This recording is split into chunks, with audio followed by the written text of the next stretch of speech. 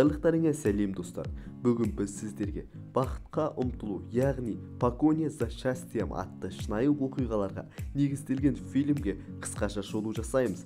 Басты кейіпкер Крис Гарден үйленген жігіт. Оның әйелі Линда және баласы Кристофер бар. Тұрмыс тауқыметін тартқан Линда екі ауысым қатарынан жұмыс жасаудан жүйкесі тозған.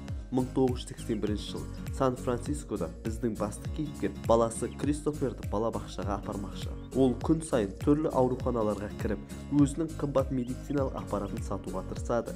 Өз отбасының шығындарын жабу үшін Крис айына кемі 2-ін сатуы керек. Алғашында кәсібі жақсы болған, бірақ уақыт өте аппараттың қымбаттылығына байланысты сатылым нашарлаған. Крис Линдадан кешкісін баласын балабақшадан алуын сұрап, өзі шалғайдағы ауруханаға аттанатындығын жеткізеді. Әйелі ашуланса да, ақыры келісуіне тура келеді. Үйде Крис баласының ойыншығы және сол кезде хит болып жатқан кубик Рубикті көріп, шұқылап отырып құрайды. Линда салық төлеу жайлы сұрағына мардымды жауап ала алмады. Бұл өз кезегінде әйелін қобалжытты. Тіпті Кристің көлігін қоюға болмайтын тұраққа қойғаны үшін айыппұл салынады. Оны төлеуден жалтарады. Ертесіне қымбат көлік айдап келген жігіттен қалай табысқа жеткенін сұрайды. Жігіт өзінің брокер екенін айтса, Крис оған диплом қажет шығар деген сұрағына жоқ, жай ғана санауды және қоғаммен жақсы араласу керек дейді. Криске айналасындағылар бақыт құшағында және өмірлері керемет болып көрінеді. Чем я хуже? Ертесіне әйеліне брокерлік жұмысқа орналасу туралы айтса, әйелі күледі. Жұбайы пәтер ақын төлеуіне 3 ай кешіктірілгендіктен шағымданып жұмысына аттанады. Крис Дин Уиттердің кеңсесіне брокерлік іс жайлы сауалнама алуға барады. Сол жердегі әншіге өзінің қолындағы аппаратын аз ақшаға уақытша қарай тұруын сұрайды. Крис өзінің өмірінің осы сәтін ақымақтық деп атап, офисте сауалнамасын алып кете бергенде, кенет терезеден әлгі аппаратты алып қашып бара жатқандығын көзі шалып қалады және оның артынан түседі. Қырсық шалғанда қыз метро арқылы қашып құтыла алды. Келесі күні балабақшаға барарының алдында Крис Линдаға бүгін қолындағы құрылғыны сататынын айтып уәде береді. Возвращайся с пустыми руками. Я так и сделаю. Балабақшаның алдында Крис бақыт деген жазудың қате жазылғандығын айтады. Баласымен сырласып келе, Техаста туып өскенін және де өзінің бала кезінде өте ақылды болғандықтан айналасы оны 10 литр деп атағанын айтады. Ер адам толтырған сауалнаманы алып, кадр басшысы Джей Твислидің қолына тапсырады. Алайда бастық асығыс. Криспен сөйлесуге уақыты жоқ. Көшеде Гарден аппараты бар адамды көріп қуа жөнеледі. Крис ұрыны тауып өзінің меншігін қайтарады. Қайтарғанда әйеліне бір аппаратты сатам деген уәдесі орындалмай, енді олардың саны 2 болды. То надо вернуться с пустыми руками, а их уже 2. Кристофердің де туған күні келіп жетті. Соған байланысты оған баскетбол добын сыйға тартты. Кішкентай бақыт сәтінен соң Крис әйелімен сөйлеспекші. Ал әйелі қаржылай тапшылыққа байланысты сөйлеуге зауқы соқпайды. Гарнер Джей Твислиді көшеде күтіп тұрады және бір ай бұрын берген қағазының жауабын сұрайды. Бірақ Твисл мырза асығыс екенін айтып, таксиге міне бергенде, Крис мен де сіз жаққа барамын деп өтірік айтып, таксиге бірге отырады. Жол үстінде Крис өзінің қабілеттерімен бөліседі. Алайда Твисл кубик текшесін құраумен айналысып, жігіттің айтқанына мән бермейді. Крис кубик текшесін құрастыра алатындығын айтып, оны құрастырып, жүргізушінің де серігін де таңғалдырады. Твисл таксидің ақысын төлемей үйіне кіріп кетеді. Кристің ақшасы болмағандықтан, ол таксиді шымкентский вариантпен лақтырып кетуді жөн санады. Қашып келіп, метроға келіп, кіре бергенде аппараты қыстырылып, метрода қалып қояды. Крис әйеліне қоңырау шалып, баланы балабақшадан алуды сұрайды. Ал әйелі жұмыс бабымен кетемін және бала менде болады деп ашулы түрде хабарлайды. Ол үйіне асығады. Үйінде әйелі мен баласы заттан жинап кетіп қалған екен. Кенет қоңырау үні шылдырлайды. Арғы жағында Твисли Кристі ер адамды басшылықпен танысуға шақырады және Твисли хатшының нөмірін айтады. Жігітте жазуға қалам болмаған соң жақын маңдағы азық-түлік дүкеніне барып жазып алады. Келесі күні балабақша маңында Линданы кездестіреді. Не смей забирать у меня сына. Крис әйелінің кетуіне келседі, бірақ бала әкеде қалады деген талаппен. Кешке әкесі Кристоферді балабақшадан алып кетеді. Үй иесі келіп төленбеген ақы үшін үйді босатуды сұрайды. Ал Крис өтініп, ақыры төлем мерзімін ендігі 1 аптаға дейін создырады және үйдің қабырғасын бояуға келіседі. ертесіне дұрыс қойылмаған көлік тұрағына айыппұлды төлемеген үшін жігітті полиция өкілдері учаскеге әкетеді. Сонда ол айыппұлын төлесе де төлеген туралы мәлімет азанда келеді. Сол себептен камераға түнейсің дейді. Жігіт амансыздан әйеліне хабарласып, баласын балабақшадан әкетуін сұрайды. Гарнерді босатқанда басшылықпен танысуға аттанады. Әрине, дәл осындай алба-жұлба күйінде. Басшылар Кристі көргенде шошып кетті. Крис оған шындықты айтты. Басшысы Мартин бұндай үміткерді стажировкаға алуға күмәнданады. Жігіт өзі жайлы айтып, сөз арасында басшылардың күлуіне де себеп болды. Ақыры оны брокерлерге стажировкаға алуына келіседі. Твисли жігіттен сүйінші сұраса, оған жауабын ойланамын дейді. Өйткені бұл стажировкадан өту үшін 1 жылда 6 ай кетеді. Оның үстіне 20 кандидаттан біреуі ғана қабылданады. Стажировкаға ақы төленбеген соң не жеп, не ішем деген себеппен өз мәселесін жеткізеді. Криста сатуға 6 аппарат қалды. Одан басқа табыс көз жоқ. Басшы таңғалып, кешкісін ойлана отырып жауабыңды бергейсің дейді. Линда ұлын түннің бір уақытында әкеледі. Нью-Йоркқа жол тартпақшы, ойы жергілікті мейрамханада даяршы болу.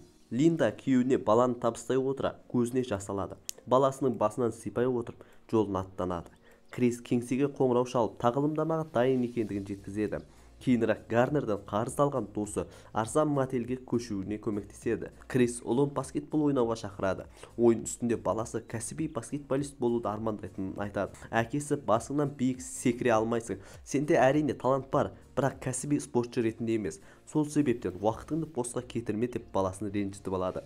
Баласының ренжігенін көріп, ешқашан ешкімге құлақ салма.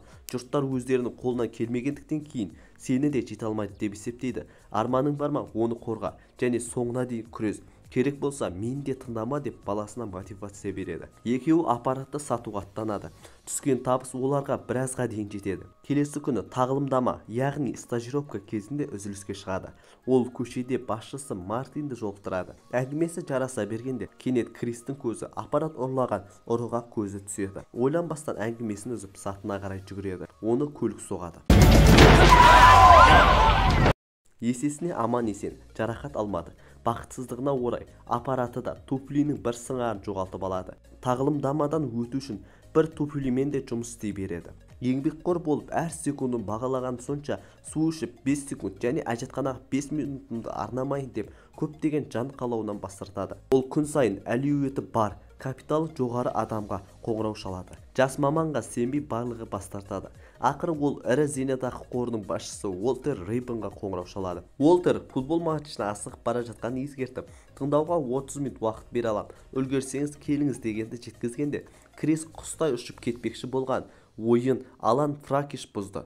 Жігітке көлігін тұраққа қоюды бұйырады. Көлік жайымен жүргенде Уолтер де кешігіп келеді. Уолтер стадионға кетіп қалған естіп, көңіл күйсіз қайтады. Кешкісін баласына ертеңгі футбол ойынына апаруға уәде береді. Кейінірек Рибонға келеді. Үйінің әсемділігіне қарап ләззат алады. Жігітпен кешегі кешіккен үшін кешірім сұрап, бір жағынан кездесуге қалауы болған үшін алғысын білдіреді. Уолтер футбол ойына баратындығын айтып, біздің басты кейіпкерді ойын көруге шақырады. Ақыры бәрі бірге аттанады. Ойын үстінде Уолтер брокерлік істерге сенуі екіталай екендігін жеткізеді. Дегенмен Гарнер Уолтердің серіктестерімен танысып, әріптестік орната алды. Крис аппараттан саталды.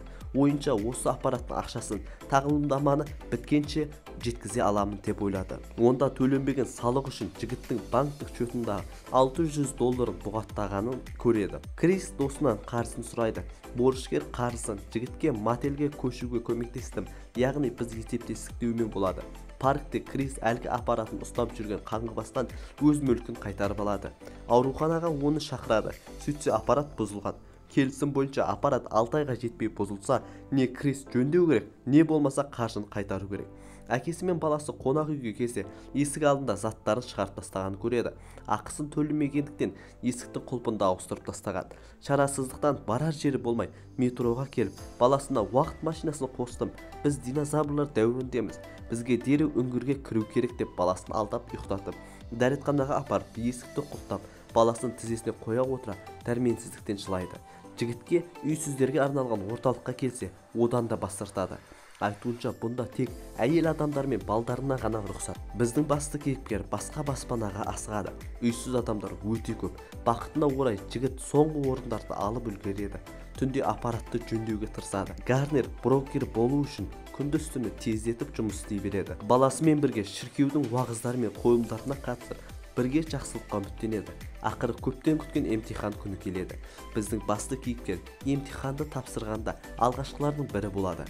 Көшеде сонау мықты корпорациясының басшысы Мартиннің таксиге ақшасы болмай, жігіттен қарызға соңғы өзінің $5 алуына тура келеді. Аппараттың бөлшектерін сатып алу үшін амалсыздан қан тапсыруына тура келеді.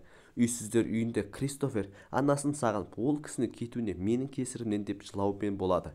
Әкесі баласын тыныштандырып, оның қатысы жоғын жеткізіп, жай қажеттілікке бола дейді. Гарнер келесі күні құрылғыны сата алды. Түскен ақша бір айға жетті. Әкесі мен баласы қонақ үйге оралды. Олар қаланың шетіне барып, өмірдің керемет сәттерін қуаныш жүзінде қарсы алады. Жұмыста Твисли ондаған үлкен клиенттерді де тарталғанына таңданысын жасырмады. Басшылық Гарнерді шақырып, Мартин Гарнерді тағылымдамадан сәтті өтіп, жұмысқа қабылдағанын айтады. Ер адам көз жасына ерік беріп, жетістігі үшін жылап қоя берді. Мартин әлгі қарызын қайтарды. Крис ғимараттан шығып, өз жетістігіне риза болып, өмірінің осы кезеңін бақыт деп атайды. Балабақшадан баласын қапсыра құшақтайды. 6 жылдан соң табысты брокер Крис Гарнер өз инвестициялық қорын ашады. Әкесі ұлымен қаланы аралап жүргенде дәл жаннан нағыз шын өмірдегі Крис Гарнерді кездестіреді. Және де дәл осылай фильм аяқталады. Құрметті достар, бұл фильм негізінде шынайы оқиғаға негізделгендіктен кейін өте мотивациясы жоғары мықты фильмдердің бірі. Сіздерге дәл осы фильмді толық версиясын қарауды кеңес беремін. Қош сау болыңыздар.